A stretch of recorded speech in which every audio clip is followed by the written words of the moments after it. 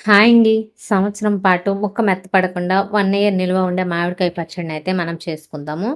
వీటి కోసమైతే మనం ముందుగా మామిడికాయలను తీసుకొని, ఈ విధంగా చక్కగా వాటర్‌లో వేసుకొని, చేత్తో అయితే ఈ విధంగా ప్రతి ఒక్క మామిడికాయని కూడా చేత్తో పాముతూ చక్కగా క్లీన్ చేసుకోవాలి. ఎందుకంటే వాటి మీద ఉండే జీడంతా కూడా పోతుంది. మనకి ముక్కలనేవి నీట్‌గా ఉంటాయి.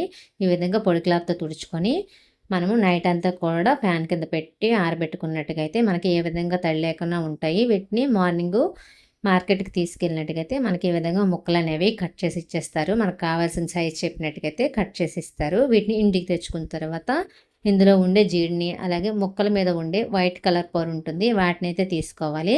వాటిని తీసుకున్నట్టుగయితే మనకి 1 ఇయర్ పాటు ఆవకాయ అనేది చక్కగా నిల్వ ఉంటుంది. ఆ పొర ఉన్నట్టుగయితే చెడిపోతుంది. ఈ విధంగా చేత్తో మనం తీసుకున్నట్టుగయితే పొర ఊడి వచ్చేస్తుంది. జీడిలో కూడా చాలా హెల్త్ బెనిఫిట్స్ ఉన్నాయండి. కాకపోతే దాన్ని కూడా మనం ప్రెజెంట్ తీసి పక్కన వేసేస్తాము.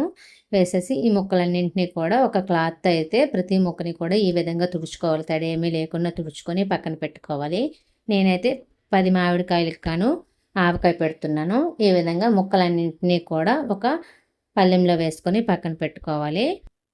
ఆవకాయ చేసుకోవడానికి కొలతలొచ్చేసి 10 మామిడికాయలకు గాను మనకి నేను చూపించే గ్లాసులతో అయితే 3 గ్లాసుల కారం, 3 గ్లాసుల ఉప్పు, అలాగే 3 గ్లాసుల ఆవపిండి వేసుకోవాలి. అలాగే కొద్దిగా మెంతులు పొడినైనా వేసుకోవచ్చు, లేదంటే డైరెక్ట్‌గా కూడా మెంతులు వేసుకోవచ్చు. అలాగే వేరుశనగ నూనె లేదంటే నువ్వుల నూనెకైనా వేసుకోవచ్చు.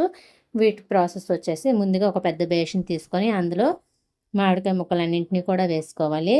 వీటికి ముందుగా వచ్చేసి మనం తీసుకునే ఆయిల్ ఉంటుంది కదా! ఆ ఆయిల్‌ని వేసుకొని ముక్కలన్నింటికి కూడా చక్కగా పట్టించాలి. ఈ విధంగా పట్టించడం వలన మనకి ముక్కలనేవి గట్టిగా ఉంటాయి. సంవత్సరం పాటు నిలువ ఉంటాయి. చెడిపోకుండా పచ్చడి అనేది ఉంటుందండి. ఈ విధంగా చక్కగా కలుపుకోవాలి. చేత్తోనే కలుపుకున్నట్టుగయితే ఆవకాయ మనకి చాలా బావుంటుంది. ఉప్పు, కారం అన్నీ కూడా ముక్కలకి చక్కగా పడతాయండి. ముక్కలన్నింటికి కూడా నూనె పట్టించిన తర్వాత మనము కొలుచుకొని ఉంచుకున్న కారం వేసుకోవాలి. అలాగే ఉప్పు, అలాగే ఆవపిండి, మెంతులు వేసుకొని చక్కగా పట్టించుకోవాలి.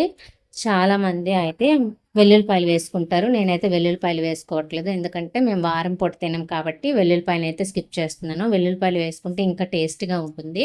ఈ విధంగా ముక్కలన్నింటికి కూడా ఉప్పు, కారం పట్టేటట్టు కలుపుకొని ఈ విధంగా పక్కన పెట్టుకోవాలి. రెడ్ కలర్‌లో ఉంది చూసారా? దీంట్లో ఉండే ఆయిల్ అనేది మనకి 3 డేస్ తర్వాత పైకైతే తేలుతుంది. మనం అందులో అయితే వేసుకోవాలనుకుంటున్నామో అందులో ఈ ముక్కలన్నింటినీ కూడా వేసుకొని ప్రతిరోజు కూడా డైలీ కలుపుతూ ఉండాలి ఆవకాయని.